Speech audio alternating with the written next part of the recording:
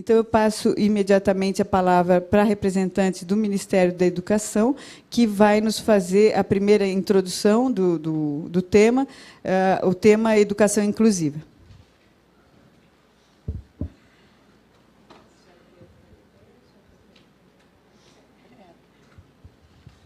Bom dia a todos. Quero cumprimentar a mesa, agradecer o convite da Procuradoria, em nome do Ministério da Educação, e dizer que nós estamos aqui com a equipe da Educação Especial, como previamente anunciado, convite para que a nossa diretora de Políticas de Educação Especial, professora Martinha, está aqui para fazer a fala sobre a educação inclusiva e participar durante todo o dia desses debates, juntamente com o professor Joirã, nosso coordenador de Políticas Pedagógicas de Educação Especial, e a professora Marlene Gotti. Entretanto, como secretária da Educação Continuada, Alfabetização, Diversidade e Inclusão, consideramos importante, nesse momento, estar aqui, junto com a equipe da Educação Especial, porque hoje essa diretoria da Educação Especial integra a Secretaria de Educação Continuada, Alfabetização, Diversidade e Inclusão.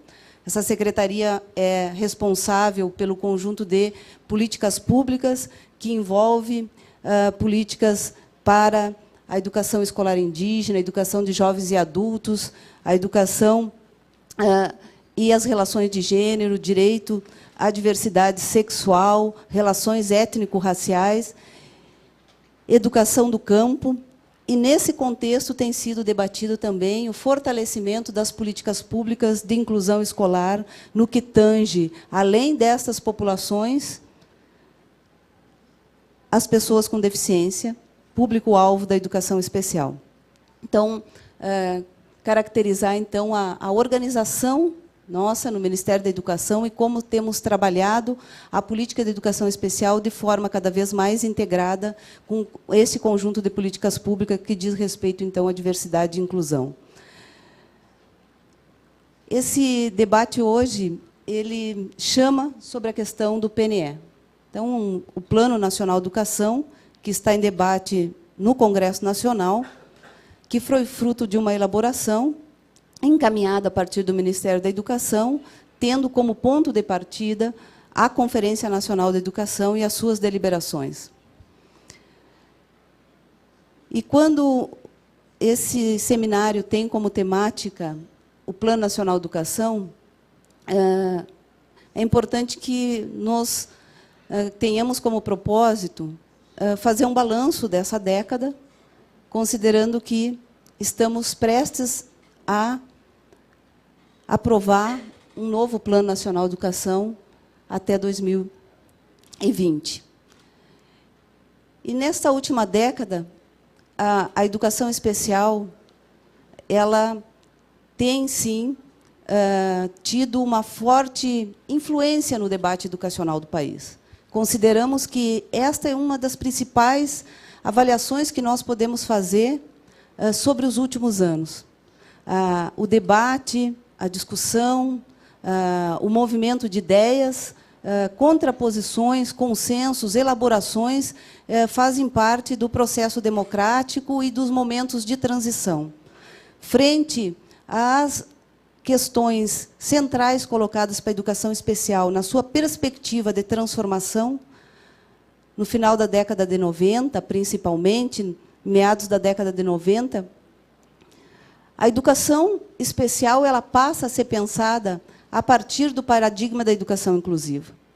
E isso nos colocou, assim como os demais países, numa perspectiva de pensar como organizar a educação especial, pensada de uma maneira diferente pela qual ela vinha até então sendo pensada, organizada e implementada.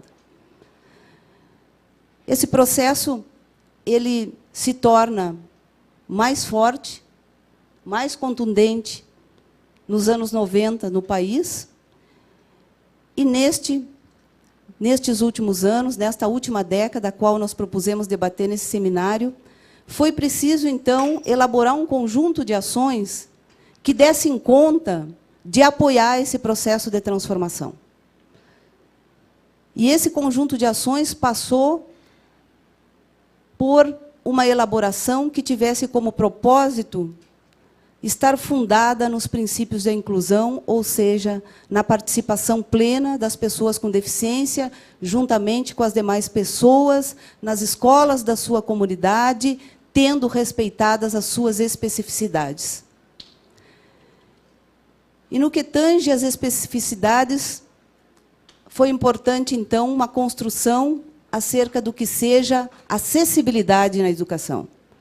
Promover a acessibilidade significava para o nosso país começar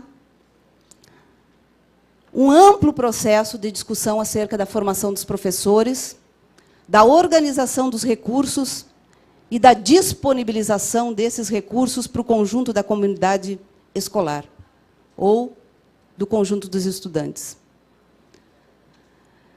Em 2003, frente à, então, Secretaria de Educação Especial, nós tivemos como uma grande e importante demanda a regulamentação da Lei de Libras.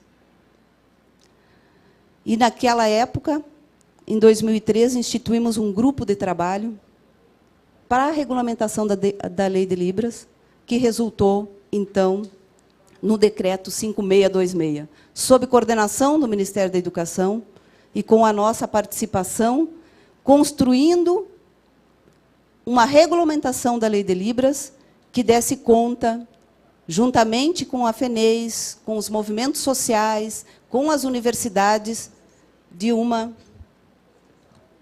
possibilidade de efetivar o que estava disposto na lei.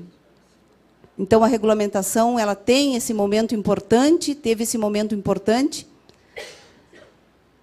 e já naquele período, então, o debate e a discussão foi sobre uma educação bilíngue para estudantes com surdez. Eu entendo que, nesse processo, vou falar de uma maneira mais ampla sobre a questão dessa organização e desse período de mudanças, que eu considero que a ênfase tem sido dada, muitas vezes, nos problemas, nas dificuldades, e nós não podemos deixar de falar sobre essas dificuldades e sobre os problemas, mas nós temos encarado o que é chamado de dificuldade e problema, nós temos denominado como desafio. Porque é desafio para a educação implementar mudanças. É desafio para a educação ter uma nova mentalidade no contexto educacional.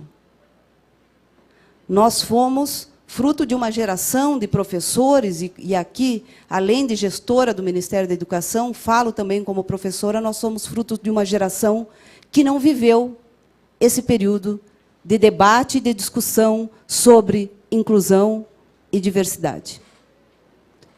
Nós tivemos uma formação, um conjunto de professores que se encontra nas escolas, muito centrada na ideia de uma escola homogênea, de um aluno que era capaz, de um aluno que era único e que deveria ter um perfil já moldado. Então, é essa riqueza da discussão que a educação inclusiva trouxe para o contexto educacional.